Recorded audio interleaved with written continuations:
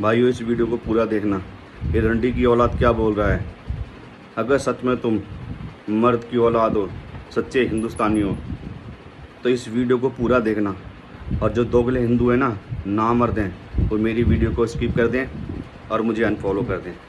देखो सुनो इसकी बातें। इस वक्त सलीम सीधा मौजूद है। सलीम जी, कैसे देख रहे हैं ये जो आतंकवादियों ने किया, वहां पर जो सैलानी घूमने गए थे उनको किस तरीके से बर्बरता से उनके संग ये इस कांड को किया, गोलियों से उनको भूत दिया, क्या कहेंगे?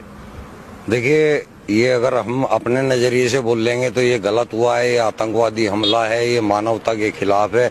लेकिन अगर आप इसको इस्लाम के नजरिए से देखेंगे तो ये पुण्य का काम किया है उन्होंने, ये सवाब का काम किया है उन्होंने।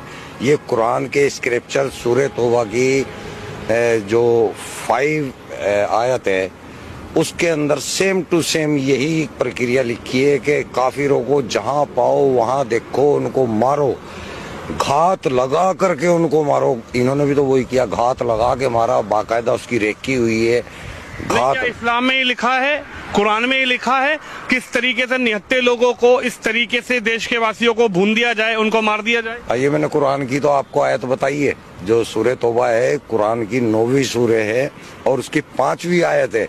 वहां पे ये लिखा हुआ है, सेम इसी तरह बर्बर तरीके से मारने का लिखा हुआ है।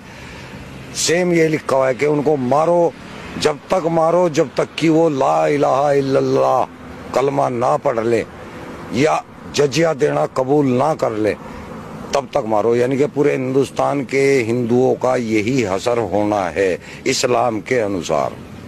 इस्लाम के अंदर अल तकिया नाम की चीज होती है। इस वक्त सलीम सीधा मौजूद है। सलीम जी, कैसे देख रहे हैं ये जो आतंकवादियों ने किया, वहां पर जो सैलानी घूमने गए थे उनको किस तरीके से बर्बरता से उनके संग ये इस कांड को किया, गोलियों से उनको भूत दिया, क्या कहेंगे?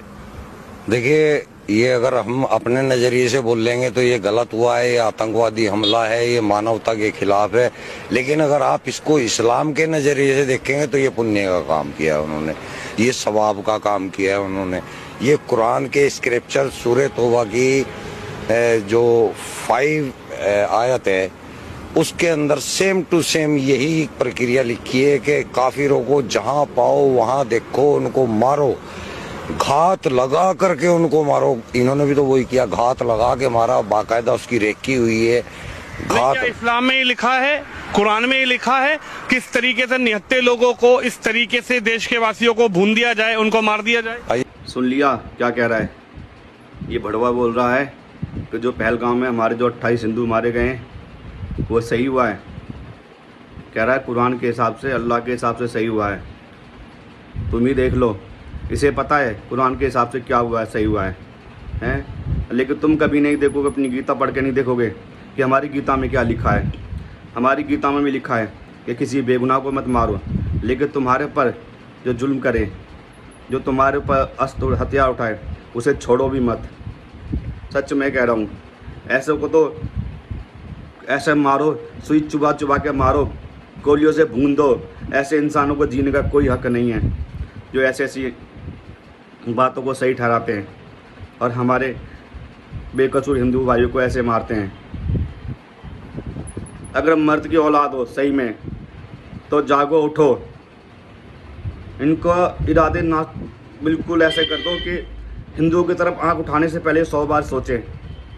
मैं हर किसी के लिए नहीं बोल रहा, हर मुसलमान के लिए नहीं बोल रहा हूँ ये, लेकिन जो हिंदुओं को भेड़ बकरी समझते हैं ना, चारा समझते हैं, उनके लिए बोल रहा हूँ कि बस अब नहीं बख्शा जाएगा, बहुत हो गया। और दोगले हिंदुओं, तो मैं भी कह रहा हूँ, तुम्हें कसम है अपने पैदा करने वाले की, अपने बाप की, अगर सही में अपने बाप का खून हो तब ये दोगलापंथी छोड़ दो, ठीक है ना? जय श्री राम।